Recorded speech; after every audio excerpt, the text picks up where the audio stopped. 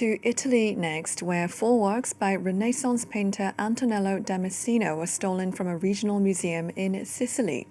The thieves bypassed security systems Saturday evening at the Mummy Museum. They made off with 3 of the 5 surviving panels of the San Gregorio Polittico, dated from 1473, as well as the double-sided panel depicting the Virgin Mary and Dead Christ in Pieta. The theft comes just days after 3 artworks were recovered in the city of Parma after being stolen in March. For more on the story now, let's cross to Rome, where our correspondent Seema Gupta is standing by for us. Seema, hello to you. So first, can you talk us through how the thieves managed to pull this off?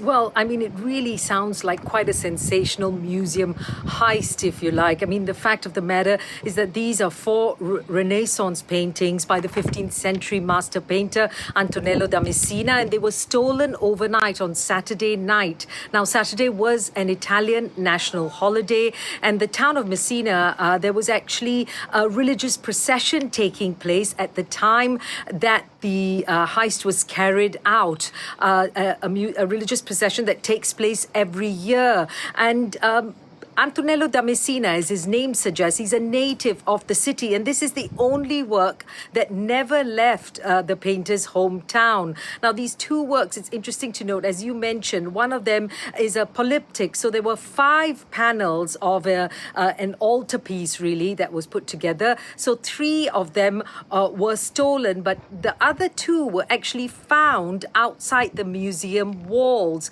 And we understand from reports that 3 masked individuals committed this robbery. Now, those panels, they had to be carried away intact because they are wooden panels and they are not paintings that can simply be rolled away and concealed at the last minute. But they fled with those wooden panels, as well as the 4th work, which was actually placed in a secure display case. But it was a small painting, the 4th work, and so overall, they managed to take 4 of the paintings by this very important artist. Now, just earlier this year, the Italian state actually paid for one of Antonello da Messina's works, Ecce Homo, that was worth 12 million euros.